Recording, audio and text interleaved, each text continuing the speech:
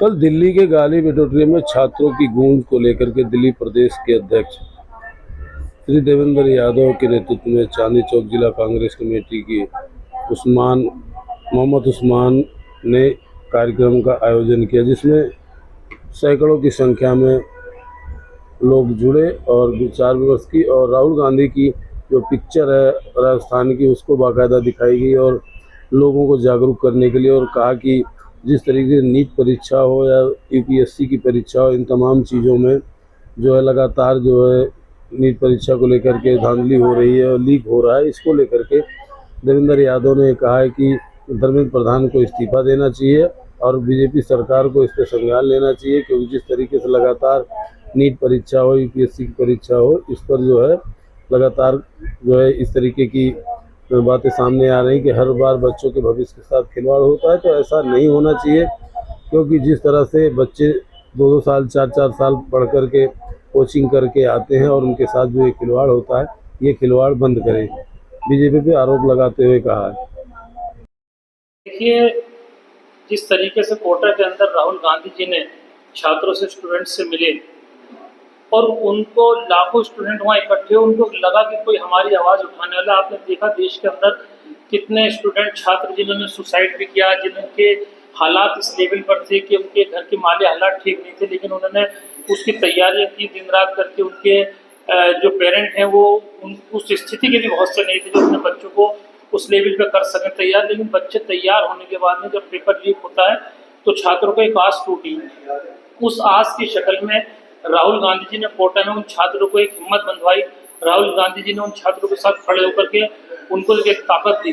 तो वही तैयारी, उसी एक तरीके की डिमांड को लेकर के दिल्ली के भी जो स्टूडेंट हैं, छात्र हैं, उन्होंने भी अखिल भारतीय कांग्रेस कमेटी के माध्यम से, दिल्ली के माध्यम से ये कहा कि दिल्ली के अंदर भी इस तरीके का एक मूवमेंट होना चाहिए। हमारी बात को सुनने वाला कोई होना चाहिए, समझ में आना चाहिए, और जो दिल्ली की हमारी बात को भी आगे रख सके।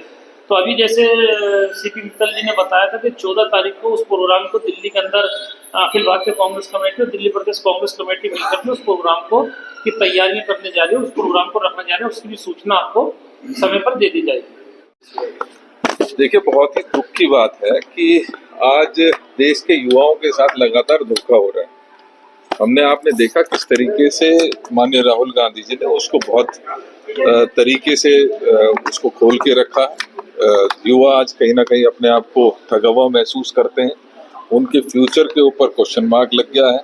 और कहीं ना कहीं यही वजह है कि आज जो अनएम्प्लॉयमेंट है वो चरम पर है, क्योंकि जिन लोगों का हक है उनको वो शिक्षा नहीं मिल पा रही है। शिक्षा में एक बड़ा घोटाला जो है वो सामने आया है।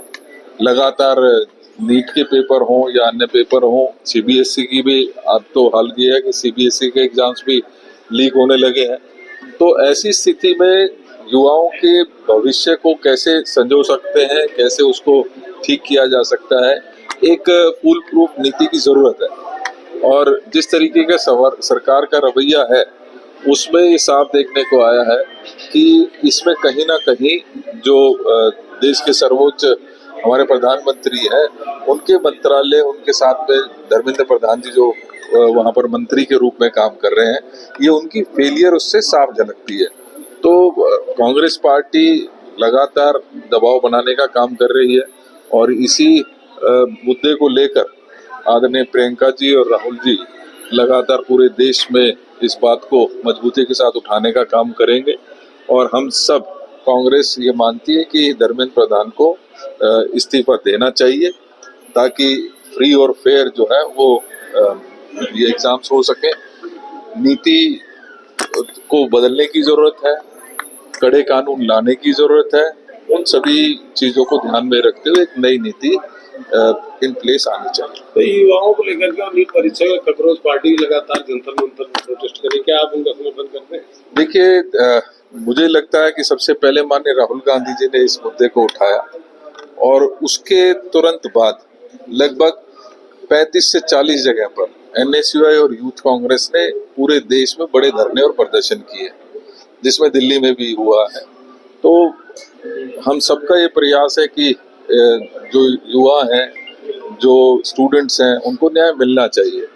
हम अपनी मांग को पुनः दोहराते भी हैं कि धर्मेंद्र प्रधान को इस्तीफा देना चाहिए और एक नई नीति तैयार होनी चाहिए। चंद्र जी, एक और सवाल है टीएमसी की पूर्व मुख्यमंत्री ममता बनर्जी राहुल गांधी से समय मांगा था मिलने के लिए, उस पे क्या कहेंगे? उनकी मुलाकात भी हुई है और राजनीति में इंडिया गठबंधन के हम सब सहयोगी हैं, तो जो भी सीनियर नेता हैं उनको टाइम आपस में मिलते हैं, जो भी राजनीतिक चर्चा उसके ऊपर चर्चा भी की जाती है। ठीक सर।